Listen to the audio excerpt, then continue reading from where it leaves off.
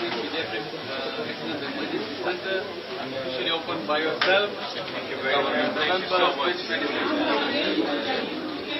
Dr. Toplin.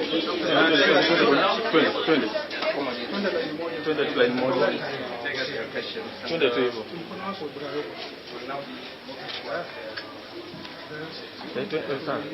Salam, how are you guys? For the governor, who will be leading the team from the county government in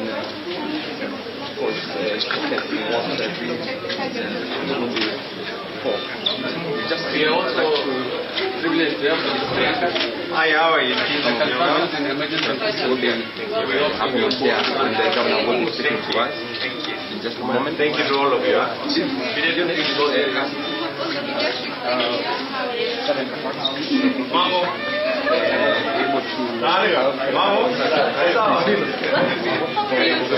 Healthcare services. How are you? Have a patient also very open to the strategic plan. And I know the government has about healthcare. Just a month ago, rather a month ago, Mohsen. Sorry, you need to see the efforts. What is happening? Or rather, generally, something that also happened. They already came where the CS4 you're very strong. Also, had the healthcare act. And these are started just couple of days. So everyone in the machine is going to be very critical. So if it's an emergency, we don't have to take them to the other side. We do everything there, including the heart and everything else. Going a long way in helping to make the situation better. Remember, there are so many Kenyans who are in need of such healthcare services, including from the public hospitals that have been delivered by and we just like moving forward. One of our here to see what the governor when they was launching so many machines, mucus and all.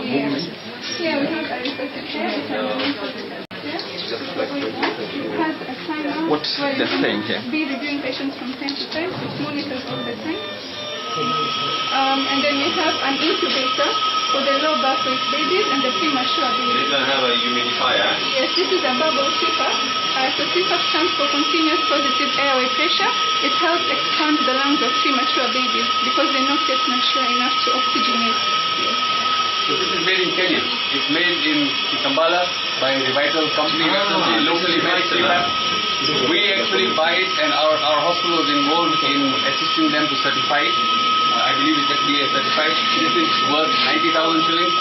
It's even being exported to countries outside Kenya, and in fact our partners who are life care are also using this come to buy it. We buy it at 90,000. If I was to buy a CPAP machine from Europe, etc., those are worth 600,000 to 1.5 million.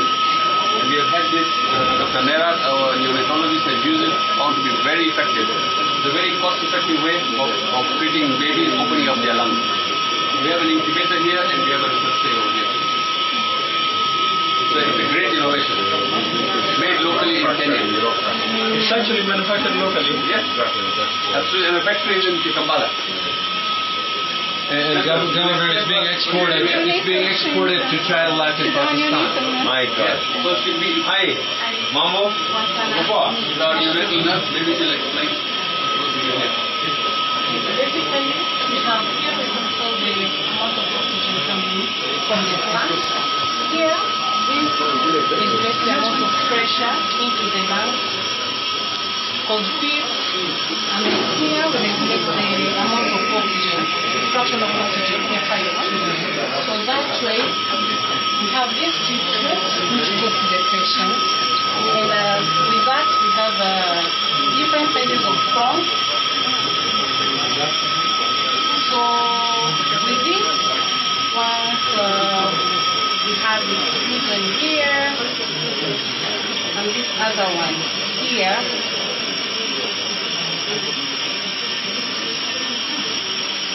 So this gives us, as Daktari has explained, it gives a pressure that keeps it bubbles. It helps maintaining the alveoli open, and that helps the secretion of the surfactant, which is a very key thing for the family. Oxygen under pressure. So we already have a baby here. Wow. In our infant corner.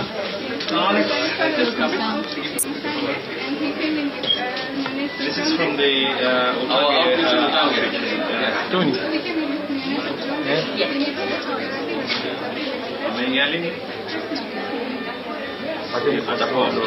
The whole idea, Your Excellency, is when we receive these neonates or infants, we quickly work on them, we stabilize them, we keep them ready.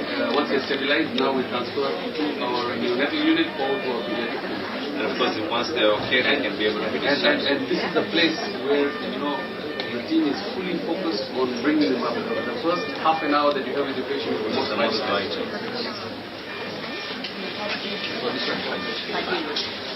I charge him straight. Before introduction.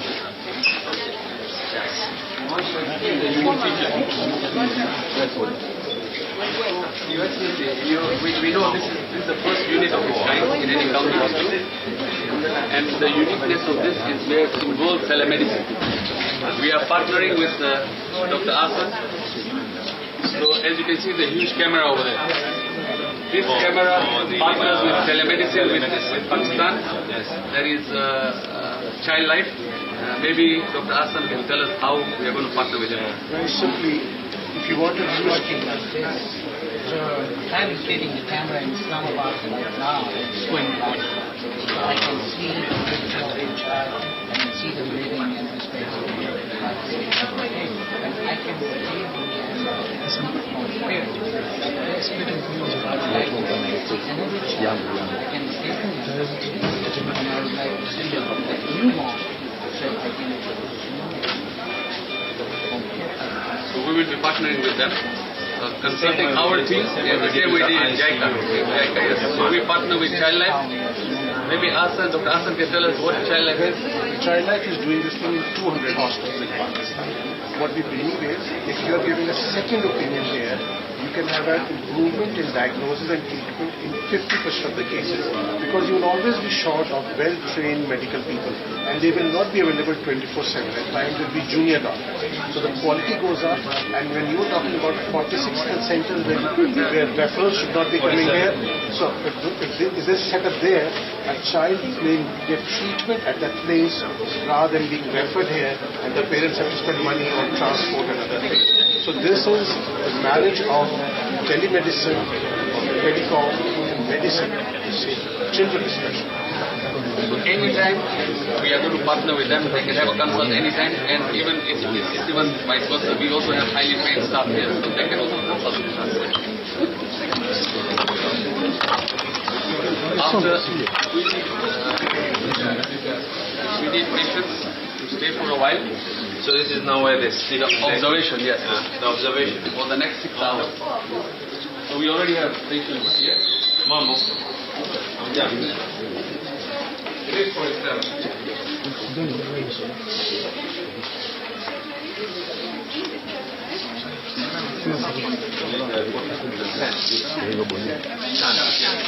So these days we don't even put a shunt, we do it telescopically, endoscopically. They no longer do the... Because shunts actually get infected, etc. So we have the most modern technology, and we do it endoscopically in our theatre, whereby through, just like we do laparoscopic, through the image guided, we just connect the places where the CSF accumulates and the fluid goes down. So we have, we have 8. Before they had to put a pipe. Those yes. are being donated by Yes. So we have a huge capacity, Your Excellency, and part of this huge capacity, intentional capacity, is so that we can even do daycare procedures. If you're going to see our theatre, it's a very modern theatre where we'll be doing daycare surgeries over there. We'll be actually doing endoscopy over there. We will be doing peritoneal dialysis catheter insertion. So we don't need to go to main theatre to do anything now. And everything everything is here. Yes, absolutely. So they'll stay here and go direct to the ward. So we'll go to the theatre.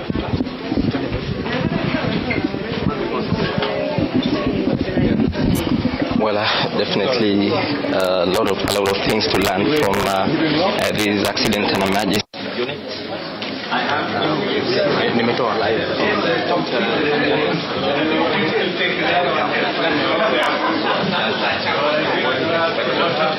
when accident and emergency unit at the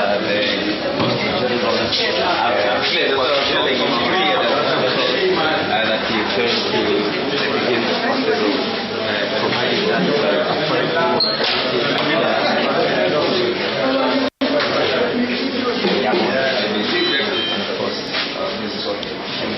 As you can see, this is supposed to be a minor theatre, but it is one of the most minor theatres with full capacity as good as a GA.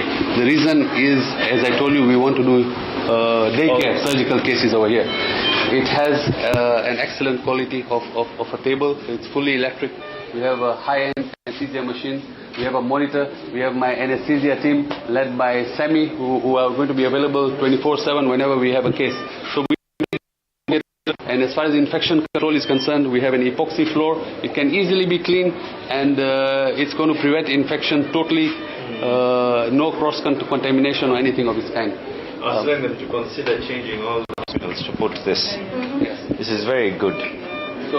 So the team, the pediatric team, is going to combine with the anesthesia team and do the procedures here. Sammy can tell you how busy we are in main theatre. So we are not going to wait for any line over there just to remove a foreign body, a coin that a child has swallowed.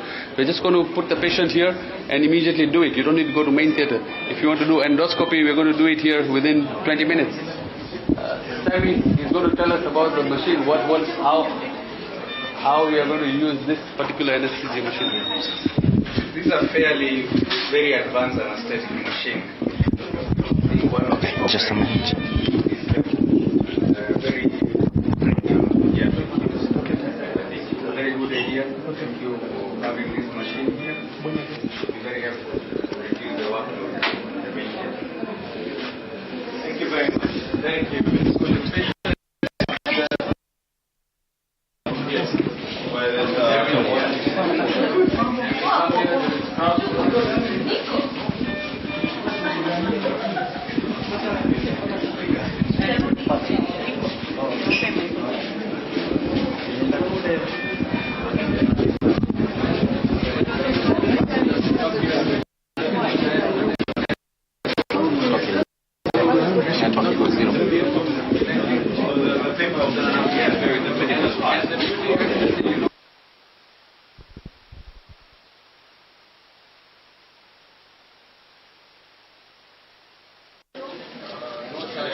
We're paying for all the under fives.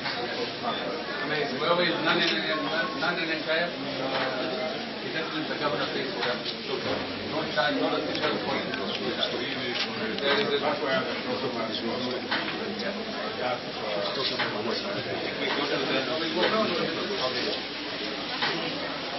Hamjambo, mambo.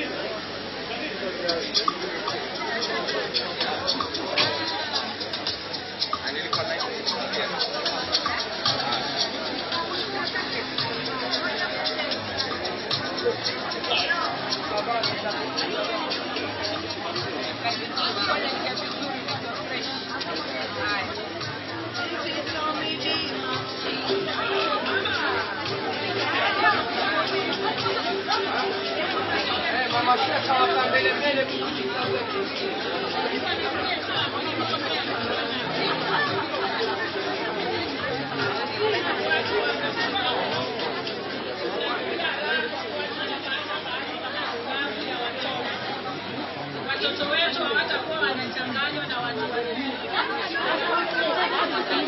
Sauti iko chini. Sauti iko chini. Sasa uko sawa? Kuna raha kweli? Kuna nguvu.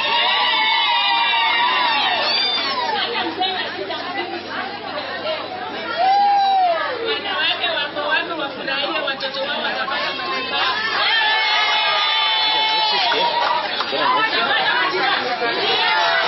Hakuna vifo vya watoto wadogo. Yashindwe hiyo. Hakuna watoto wadogo kuwekwa na watu wakubwa. Watoto wakubwa.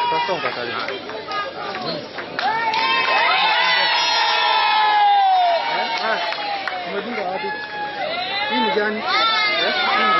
Hii yako ni mali. Ni wetu wa heshima. Hii baki hivyo ndio tulikuwa kwa ndani. Shika mai. Karibuni, tunaomba tuweze kusimama tufanye national anthem.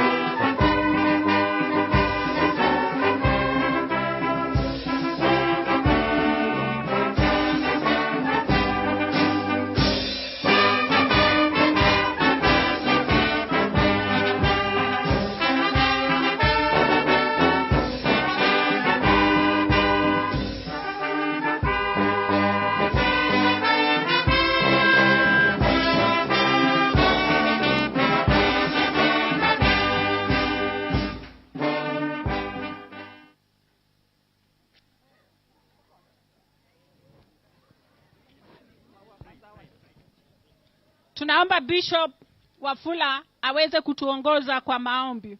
Bishop Wafula ni one of our board members.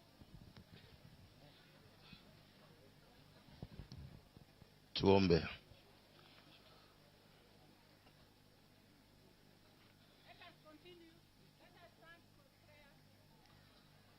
Mungu Baba, Muumba mbingu na nchi, tunakushukuru kwa majira haya ambayo umetupatia tukiwa tumekongamana hapa kwa sababu ya hafla hii ya kusherekea mapokezi ya eneo la hospitali hii kwa jina Pediatric Accident and Emergency Center ninakushukuru kwa ajili ya wafadhili wetu ambao wamejikakamua na kwa huu moyo wa upendo kwa ajili ya kuwahudumia wananchi, kama vile Daktari James Mwangi wa Equity Group, Mr. Mosin Meji, Sajadia Foundation, Bwana Mungu, na wengine wote ambao wamehusika katika jambo hili, akiwemo gavana wetu Abdul Samad, na wageni wote walio hapa na wakazi wa Mombasa. Bwana, ninakushukuru Mungu mwenye nguvu ya kwamba hospitali hii itakuwa ya manufaa kwa ajili ya watoto wetu, vijana wetu na hata wazazi wetu, kama watakavyokuwa wakileta watoto hapa. Asante kwa siku ya leo. Wacha baraka zako zikaweze kushuka kwa kila aliyehusika, na hata msimamizi wa hospitali hii Daktari Kandwala pamoja na kikosi chake kizima. Asante kwa wote waliohusika, hata mafundi waliofanya hii kazi, na yeyote yule aliyetakia mema kazi hii kufika hapo ilipo. Baraka zako ziwe nasi tunapoanza mkutano huu. Tunaomba haya tukiamini kwa Mwokozi wetu Yesu Kristo. Amen. Asante sana Bishop Wafula. Tunaomba tuingie kikosi kingine. Watu wakae, tunaomba tukae. Mgeni wetu anapokea maua kutoka kwa msichana mdogo. Maua ni ishara ya upendo. Sisi tunampenda sana gavana wetu Honorable Abdul Samad. Dr. Mwangi, tunakupenda. Asante sana. Tuko na dona hule ametuletea hii, na amepewa na mtoto mdogo. It's a sign that the small babies are going to be happy. Thank you very much. I will call upon Dr. Iqbal Kadwala to continue with the program. Thank you, Doctor.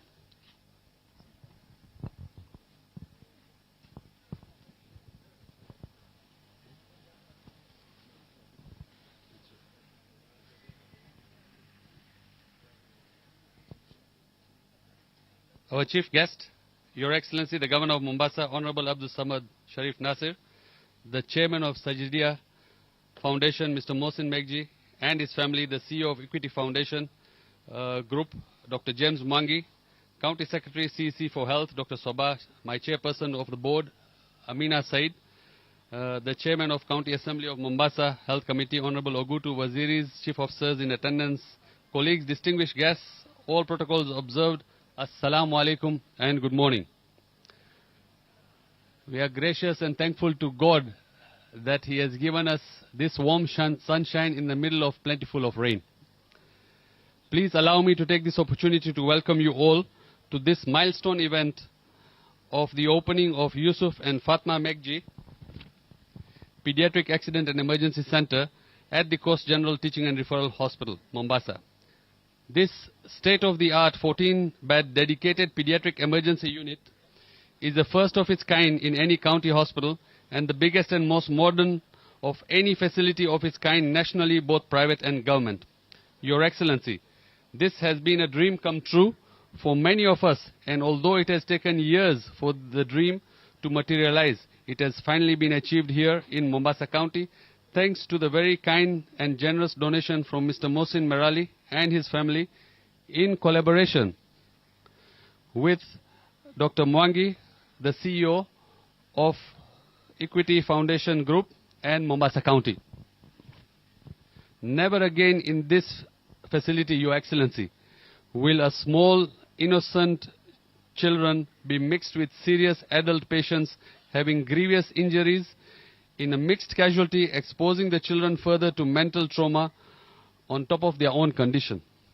Children are developing and have special needs, and hence the best international practice of having a separate dedicated pediatric accident and emergency unit where their needs are attended to by the highest quality of doctors and nurses using the best quality of equipment in the industry and in the most ambient environment.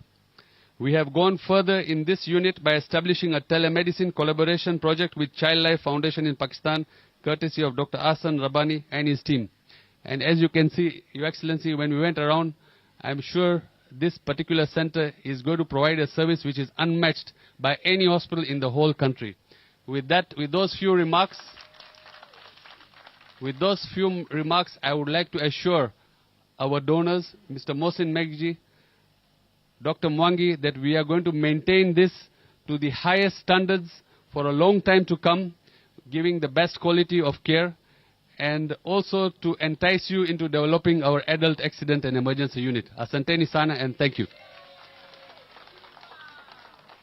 I would like to invite my chair, Chair Amina.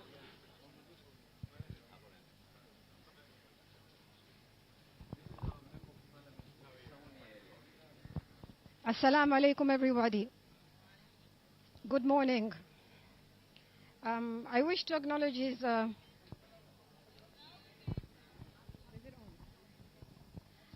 Can you hear me? Louder?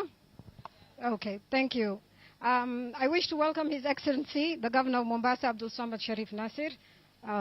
Welcome to the hospital. It's a privilege to receive you as always. I also wish to welcome Mohsin Megji and his mother, Fatma Megji. I acknowledge the presence of Dr. James Mwangi from Equity Group. I also acknowledge our CEC for Mombasa Health, Dr. Soba Jezan. I think I need to take some skills from the governor. All protocols observed. I will not take much time today. My role is just to acknowledge and appreciate our donors for this project. This is a project that is very close to Mohsin and his family. It is also in honor of his late father. And for us, we appreciate that. We thank you. We will commit to the level of excellence that you expect to honor your late father, to honor your mother and your entire family. We thank you. I would wish to make a notable distinction for Ms. Zainab Jaffer, our board members. I think she doesn't get too much. There you go. Stand up, Zainab. I think she was, and Mujtaba, and the entire Jaffer family. I think Zainab was a key catalyst in seeing this project to fruition, and we must acknowledge the work that she has done and the entire board.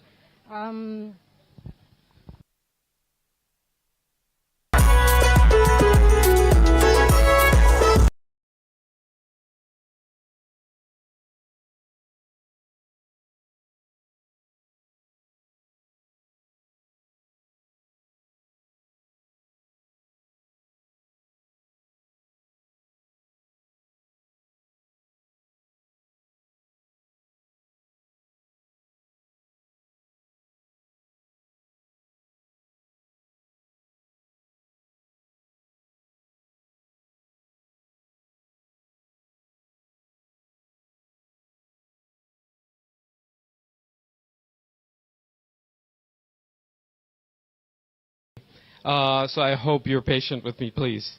My name is Mohsin Megji. My family has been in Mombasa since the late 1800s. I was a fourth-generation member of our family in Kenya. I currently live in New York, and we are so thrilled to be here for the opening of this pediatric emergency center in honor of my late father, Yusuf, and my mother, Fatma, who's here with us. My mother is 84. She spent the majority of her life in Mombasa, was born in Mombasa, so Mombasa is home. My father passed away and will always be home. My father passed away in a train accident many years ago, but I'm sure he's looking down today and feeling happy about this center. Before I get started, I want to say this week in the United States, it's Thanksgiving week. So I will start by giving thanks to all of the people who have helped tremendously in getting this done. First and foremost, the Governor of Mombasa, Abdul Samad Nasser, thank you so much. We met a year ago when I was here after you had just been elected, and you promised me that you would help, and you have done more than that. So please give him a round of applause. The Executive Chairman, Dr. James Mwangi of Equity Foundation, thank you so much. Your partnership and confidence in this project inspired us to go ahead and do that when there were many that were skeptics. And we are thrilled that we did it, and we're very proud. I'll now go through a list.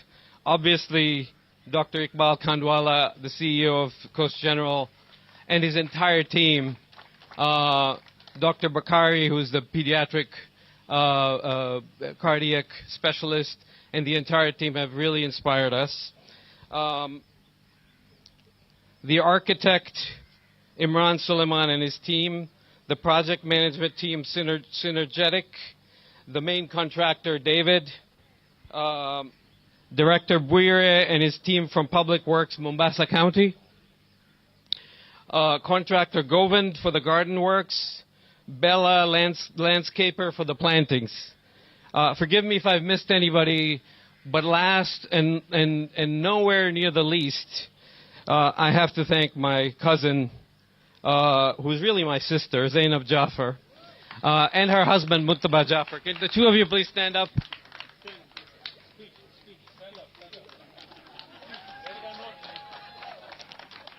The first person I thought of when we thought of this project was Zainab. And when I called her, she said, oh, I'm on the board of Coast General Hospital, and Iqbal is the CEO, and that's how this started. And Mujtaba has been a mentor and a guide through this whole process. I'll just talk about the inspiration behind this project was that 2.5 years ago, I got a call from a friend of mine who supports Child Life Foundation in Pakistan. Child Life operates 200 pediatric emergency centers serving tens of millions of children in Pakistan. And he had called me to say, can you please donate money to Child Life? And I said, I love Child Life, but I need to do it in Kenya. And so we called Zainab, we called Mujtaba, we called Dr. Khandwala. By the way, Dr. Khandwala was a classmate of my wife's in high school. So he got a good vote of support from my wife. And that's basically how it started. They were very excited to work with us. This was 2.5 years ago when COVID was at its full peak. We spent 2021 planning, 2022 with all the design and drawings, and with the help of Equity, we were able to negotiate contracts and so on. I was here last December, and the governor had just been elected. He was a very busy man, but he took time out to assure me that this would get done. And I'm delighted. I told him that it had to be done before next Christmas, and truly it has happened. I now want to say a few words about my family.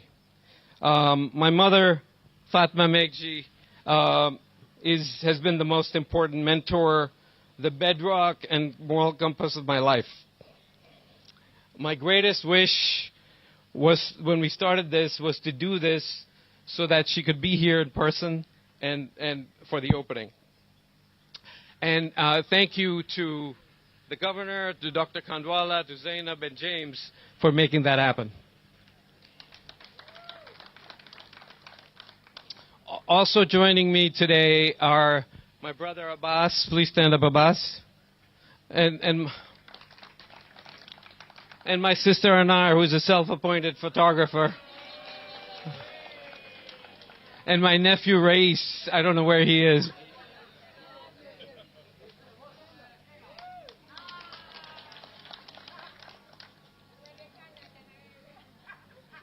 My wife Tasneem and my two siblings, Bob and Julie, could not make it here, but they're very supportive. I really hope that my father is looking down on us. He's the one that taught us how to give service to others. He's inspired us. And I have to acknowledge my uncle, Mahmoud Megji. He's also here, my dad's brother, representing his brother. And I think somewhere, maybe his other cousin, Masum Megji, might be here. And last but not least, my primary school teacher, Mr. Khalfan.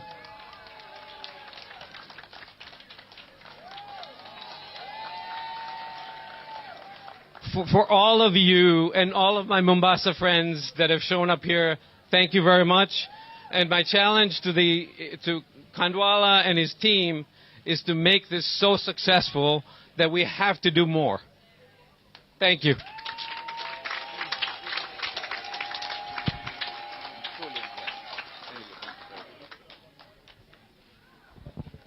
Thank you very much. Sikusikia vigelegele za kutosha bwana. The women of Mombasa, are we happy? Are we happy? Are we happy? Nani anajitolea kama hao? Hakuna. Kwa hivyo tunasema nini kwa familia? Wabarikiwe. Amen. Hey, wanawake. Watoto hawakufi tena. Okay. Now we will call upon Dr. James Mwangi from the CEO of Equity Bank to say hi. Dr. Mwangi. Your Excellency, the Governor, a Member of Parliament, the leadership of the hospital, our friend Meji and family. It's a little honor and a privilege, Your Excellency, to be here because this speaks of what relationships can become. I vividly remember our first meeting with Mushtab Jafar and his father, which then became a family relationship. And from there, we started working closely. Zainab joined the board of Equity Group Foundation, and she became a board member.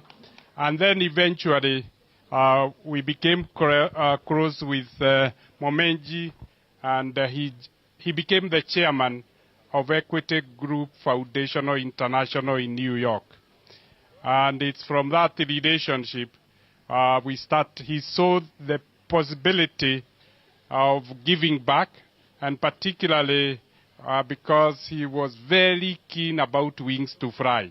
So I'm really glad that this is now Wings to Fly in the health sector, so that the children can grow to join the programs. Our role was very simple. The donor to this program, Moji, trusted the money to Equity Group Foundation and said, I understand how you work, we know how you deliver, and I'm so glad that today we gave the certificate of completion of this project on time and on budget. And I'm glad, Your Excellency, to say we saved, and we asked the hospital, what do we do with this excess money? And it went far to equipment. So mine is to really applaud the family. I'm really glad to have come to know the family and appeal to Kenyans of goodwill who have the means to start supporting public causes. When we see projects like this, we now see those who are able to help us achieve the objectives of society. I thank you all and wish you a great day. Thank you. Thank you so much, Dr. Mwangi. It is now my privilege to invite my boss, the CEC, for County Health Department, Waziri Dr. Soba. Karibu sana. Your Excellency, the Megji family present, Dr. Mwangi, CEO, Equity, all protocols observed. I wish to take this opportunity also to recognize my counterpart, Osman Waziri wa Trade. Kindly to say hello. Just wave. Your Excellency, your transformative socio-economic development agenda as per your manifesto is a clear evidence that very soon we'll be launching many of these kind of projects. People of goodwill, people who are willing to help us as a county purely from the evidence that you have shown, from the many programs that you have launched. We have the education programs, from the myriad educational materials you have launched, from the school feeding programs to the internship programs where we intend to do digitization of our facilities, as well as through scholarships who soon will be realized. In the Department of Environment, through your programs of Mombasa Yangu, you have seen and showcased how we can improve the youth in our society by giving them something to do, including the programs under the Department of Youth through the airlift programs. All these are geared towards improvement of our societies, of our communities.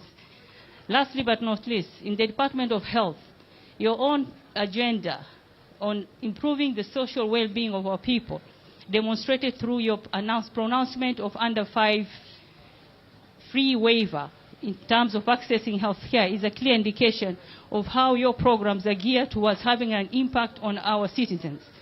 With that goodwill, Your Excellency, we expect and we pray that very soon we'll be launching more and more of these projects across the county.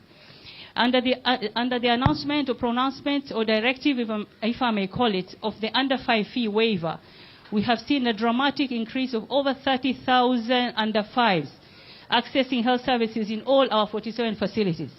This is quite commendable, a 30% increase from what we have seen before. I also want to commend the Mombasa Care Program, the NHIF that you have launched, where we have seen over 80,000 vulnerable groups being insured under NHIF who are already accessing services. Again, showcases how your agenda, your manifesto is really going towards improving the social welfare of our being to improve their economic and their social development. With those very few remarks, there's a lot to say. I want to say thank you, Your Excellency, and a privilege, a singular privilege and honor to invite our Governor, Excellency Abdul Samad Sharif Nasir, to address us. Thank you very much.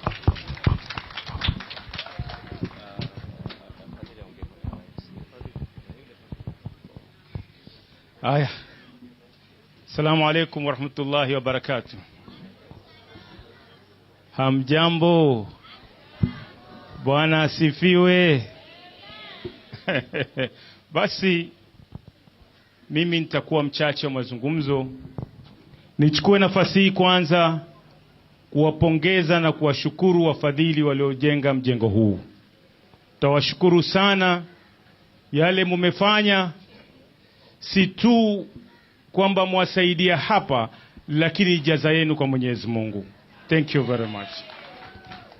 Nichukue nafasi kumpongeza gavana kwa kwenda mbio kuwaleta wafadhili na kwa maslaha ya watu wa Mombasa, kwa sababu wakati yuko nao anao nafasi ya kuleta kwa maslaha yake, lakini akaona naileta kwa maslaha ya watu wa Mombasa. Nasema asante sana Mheshimiwa Gavana.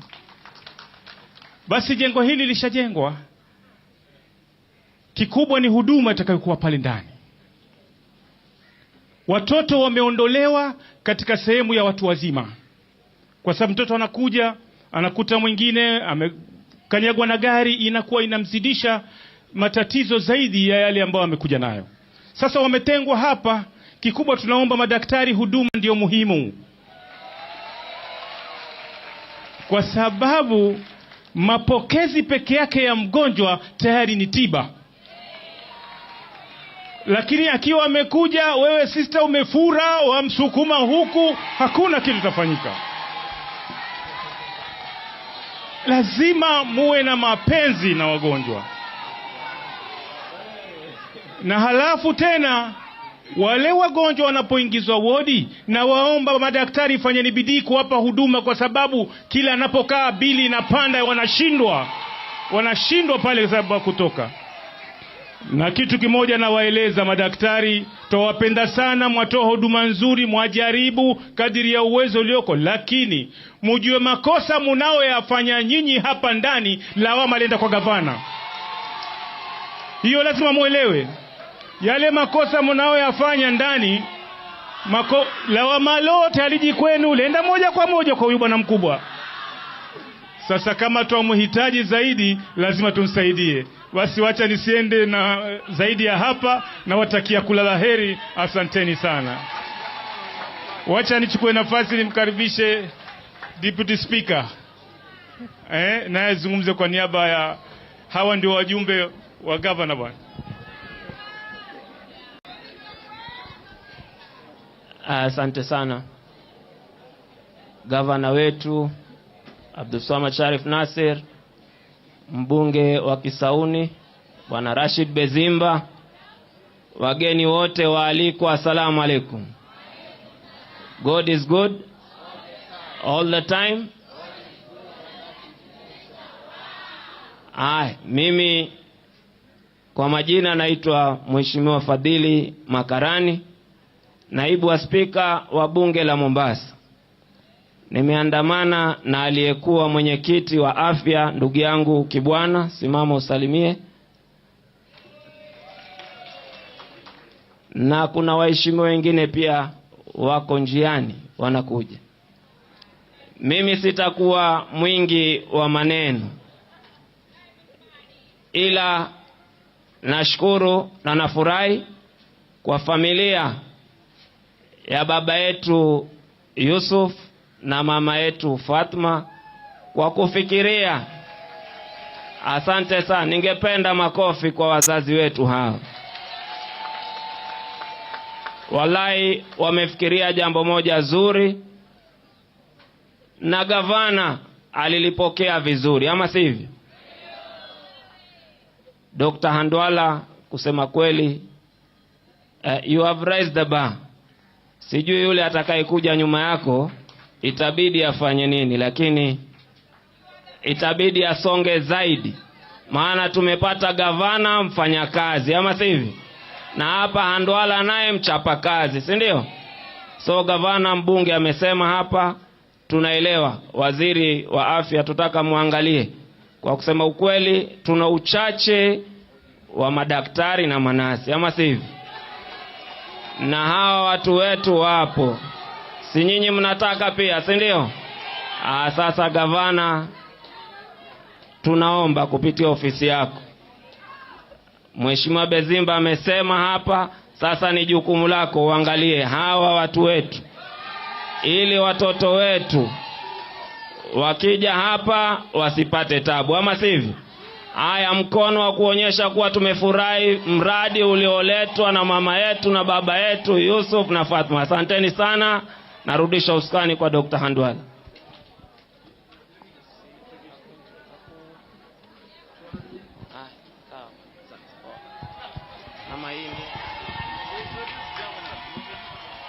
Haya, tuamkaribisha gavana wetu kipenzi chetu Abdulswamad Sharif Nasir. Karibu.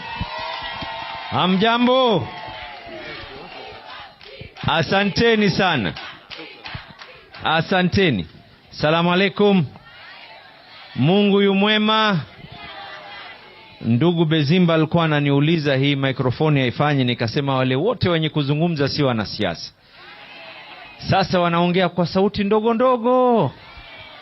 Mimi mutanipa ruhusa leo. Mutanipa ruhusa nichanganye lugha ya Kiswahili na Kizungu. Si ni sawa hivyo?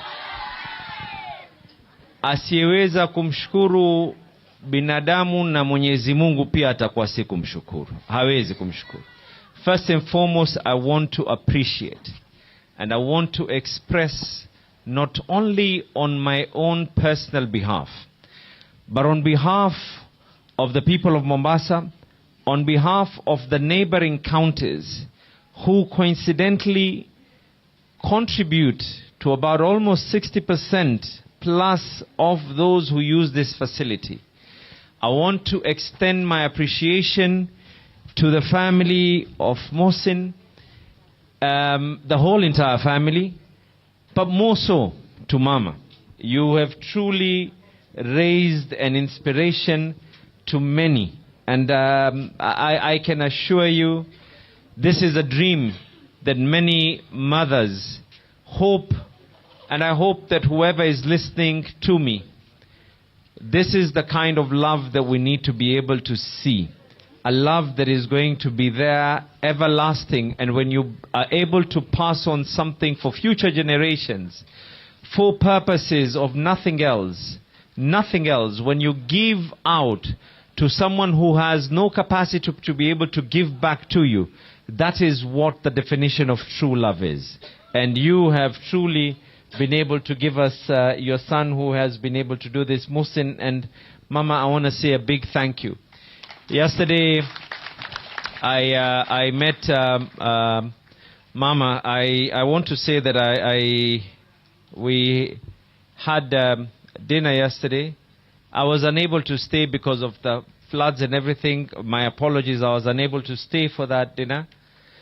But not floods, there were no floods. Let's just get there. We had an incident that happened. But Mama told me one thing. And she told me, I'm honored to be with you because I was only told that you're the son of Sharif Nasir. And she told me she knew my late father as someone who was able to help. And today we are here having worked together with his son to be able to do something as marvelous as this. Ours is just to pray for the entire family. Dr. Mwangi, I know we met in person. We were introduced by someone who doesn't love giving speeches, but he told me that if he was to be given enough money, he can make a speech. I don't want to mention his name, because then I know it will cost me from here. But when we met, I remember telling you that I will be a person who honors my word. And I think you can be able to confirm that I've been able to honor my word in everything that we have committed with yourselves. The Equity Foundation, Equity Bank has made this also possible because the foundation from Mohsen has been able to pass this over through Equity.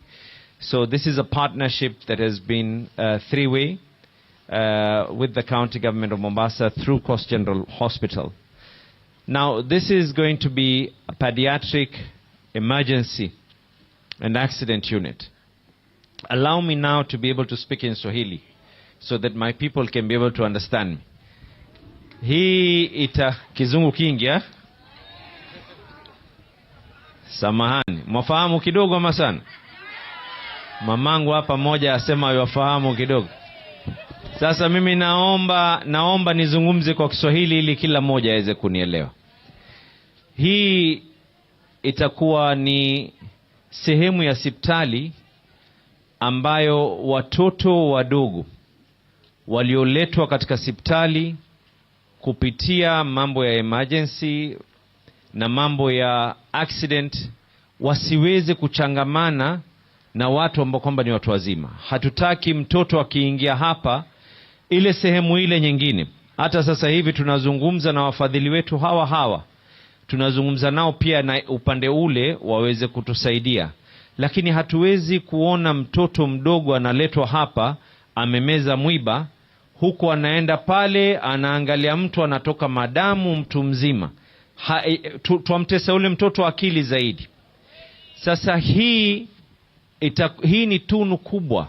Kwa sababu watoto sasa wakiingia hapa, x-ray ni hapa, CT scan ni hapa, mambo ya hata kama kuna presheni zile ambazo kwamba zenye kufanywa ni hapa, ikiwa atahitajika kuweza kulazwa kwa masaa ni hapa, ikiwa atahitajika kufanyiwa jambo lolote ni hapa, dawa ni hapa, akiondoka anaondoka hapa.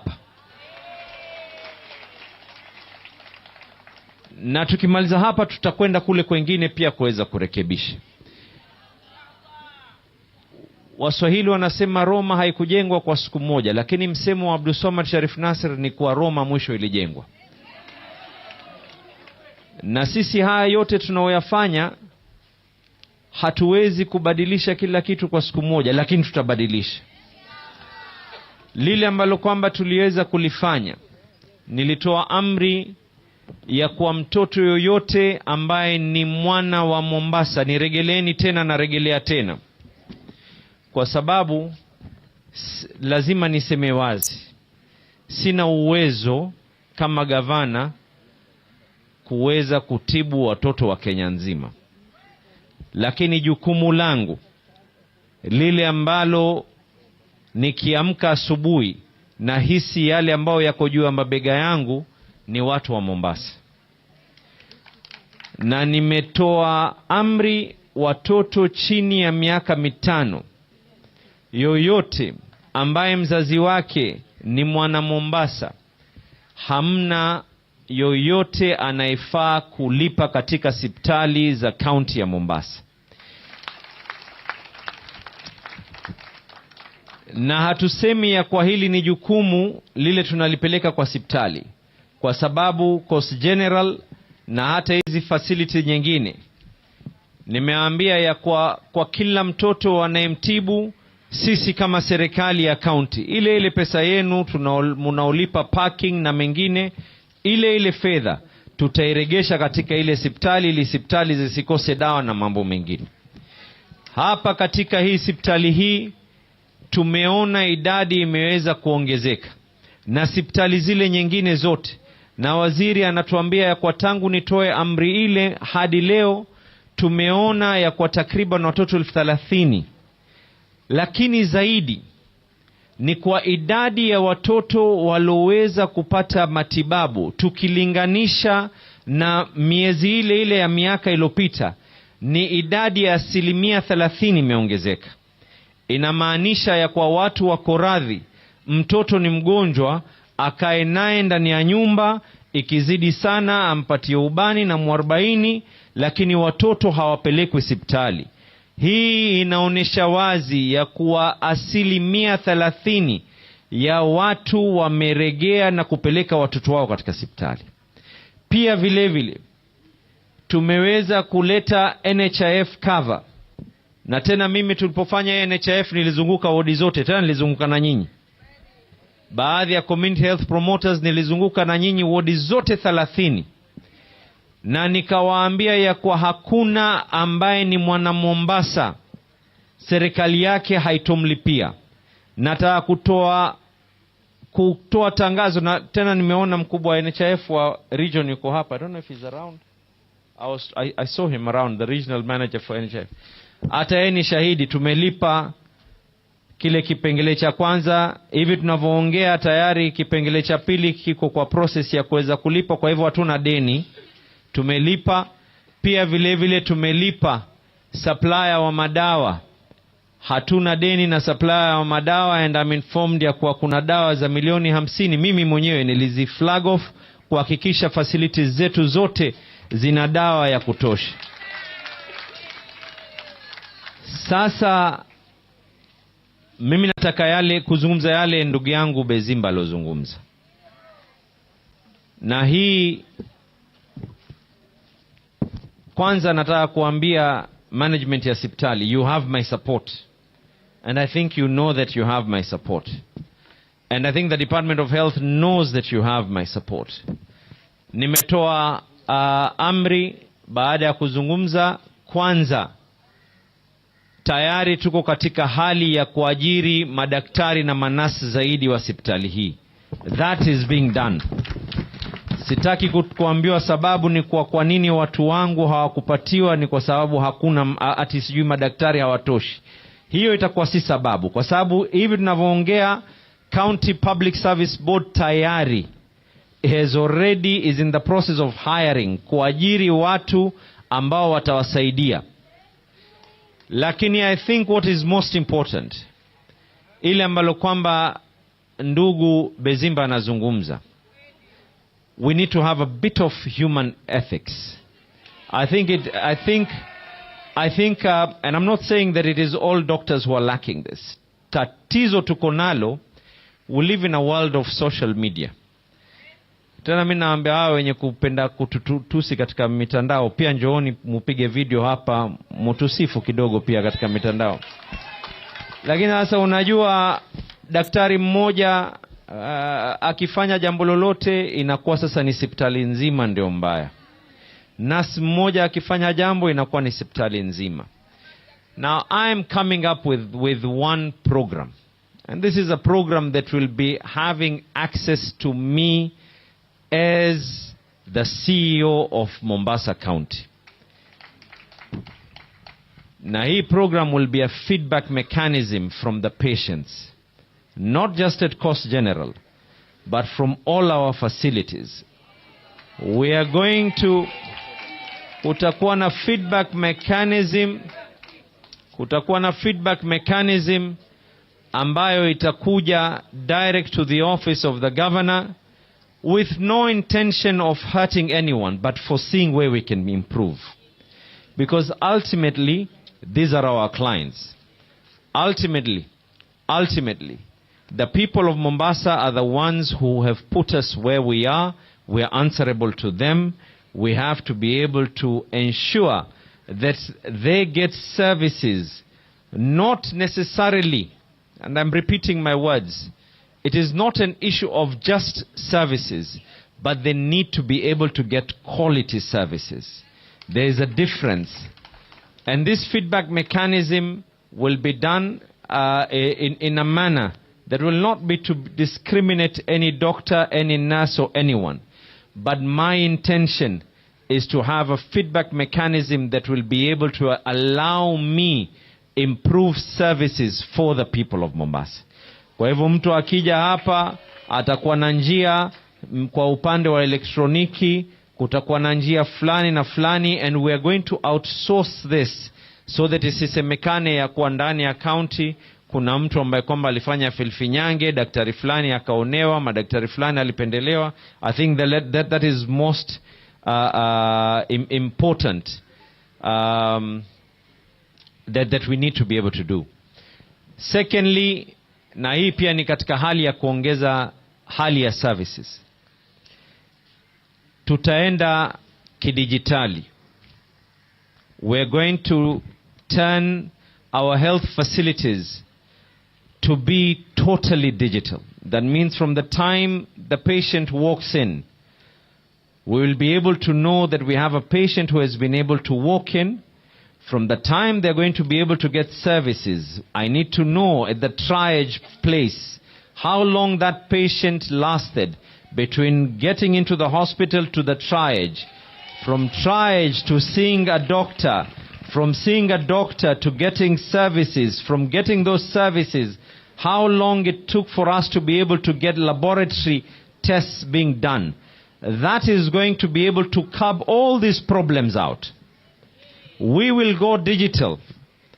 And one of the facilities that is going to start going digital shall be Coast General Hospital.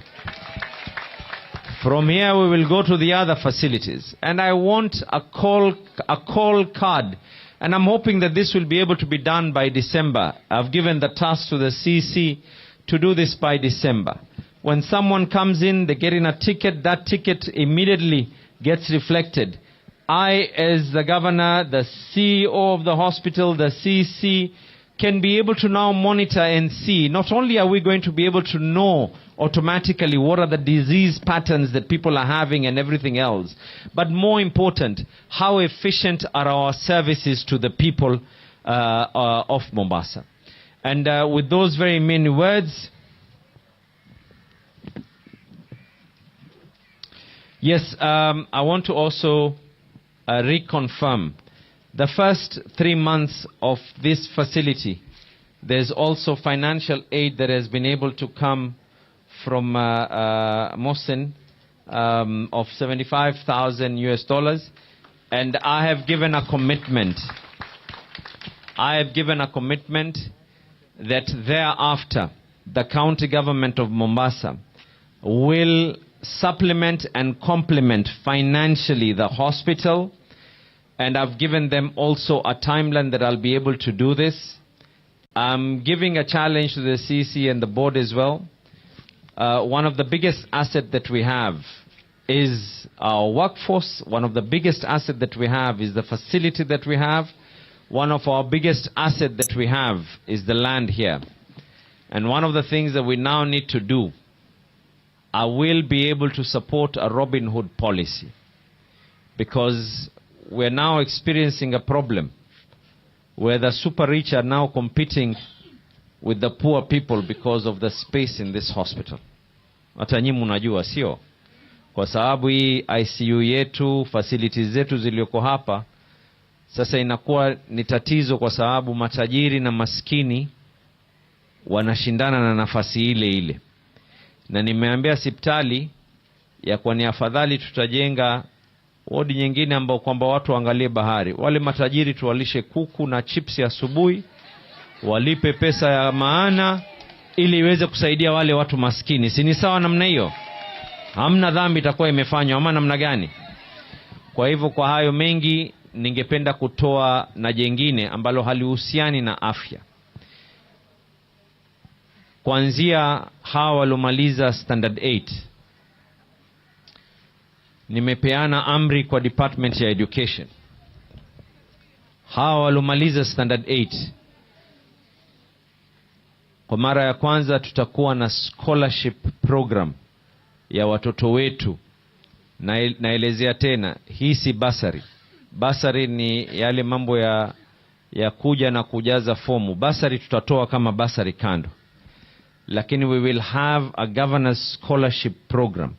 Watoto ambao walofaulu katika mpangilio wao wa hii KCPE iliyopita kwa muda wa miaka 4, serikali yao ya kaunti ya Mombasa itawasimamia 100% kuweza kusoma katika shule ya sekondari, na kutakuwa na mpangilio ni njia gani ile scholarship itatangazwa karibuni na Department of Education.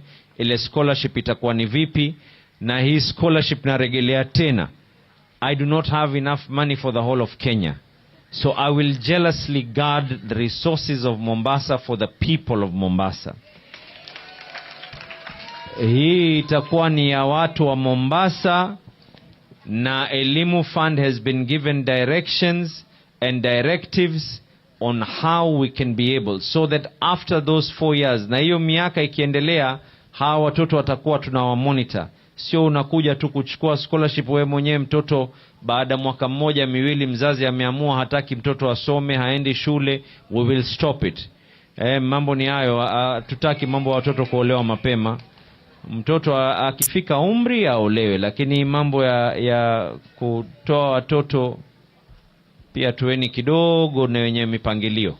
Na tukimaliza hapo, ili watoto wetu, yule ambaye kwamba ni mtoto wa kimaskini aweze kusema ya kwa nilipatiwa nafasi na serikali yangu ya Mombasa nikaweza kufaulu, licha ya kuwa mamangu alikuwa ni mwenye kuuza viazi, mamangu alikuwa ni mwenye kukaanga samaki, mamangu na babangu walikuwa ni wenye kuteseka kunisomesha, lakini kwa vile nilifaulu, niliinuliwa mkono, nikaendelea na masomo yangu. Tutoe madaktari, tutoe watu ambao kwamba wenye kufaa katika jamii hiyo. Tumeelewana, sio? Kwa hayo mengi, mimi ni kuwaombea tena wale wafadhili walolifanya hili jambo liweze kuwa, na ni kuwaombea Mungu. I want to state this. Maybe it has not been said enough.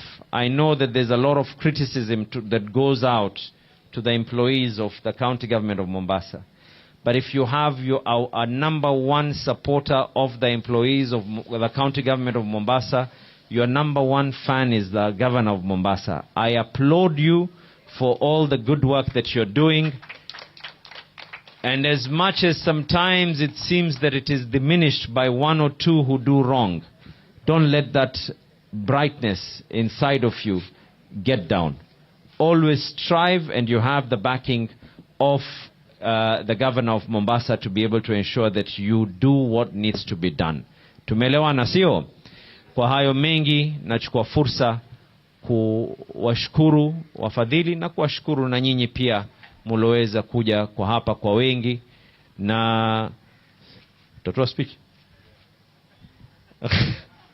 Asanteni sana na muzidi kubarikiwa. Thank you very much. Your Excellency, if kidogo sana tutaomba His Excellency the Governor ku-witness pamoja na Jezan County Secretary, if you'll please facilitate the signing of the grant by our gracious donor, Mr. Mohsin.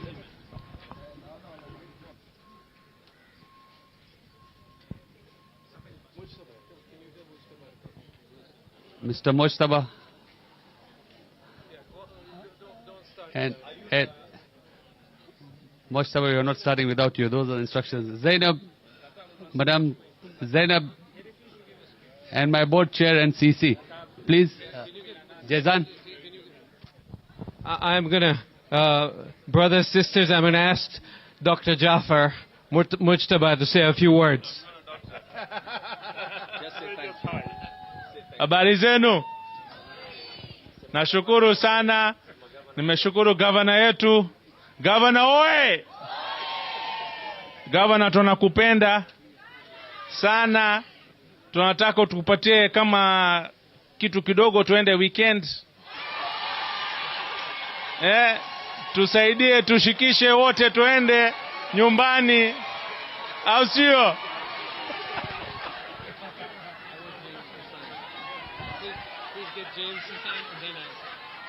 Taomba hapo mmesikia, si ndio? Mazuri ni instant, si ndio? Haya basi, Mojtaba, tutaomba Dr. Mwangi to please sign on this grant document, alafu afuatane na Mosi. Sasa mumpata mtetezi, sio? Naambiwa niwaangalie fair. Sasa I think majority of them are either subordinate staff, and I'm seeing some of them are community health promoters. Kwa hivyo daktari, kila mmoja apatiwe fair yake hapa. Hiyo ni yangu, sio? Asanteni sana. Nitakupatia uwapatie jamaa, sijaoka kunyonga. Haya. Dr. Mwangi, please.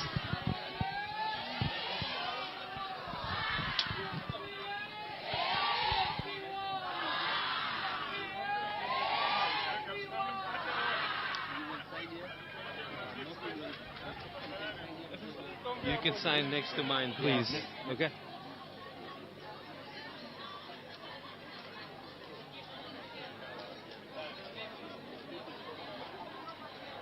Ma, out the man. Now you can come and sign. Let me come.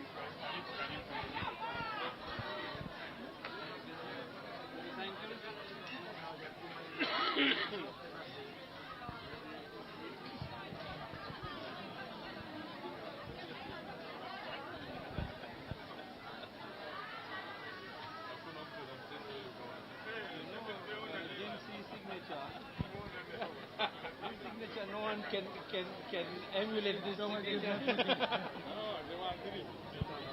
I think you have one you have not signed.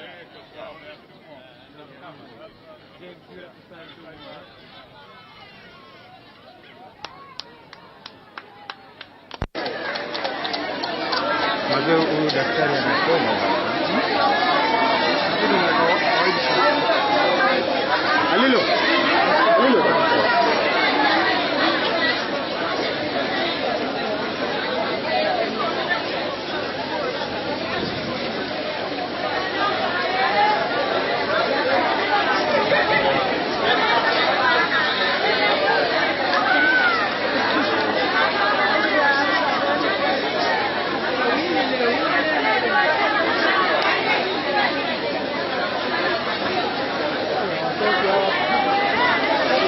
Sasa ambia watoke.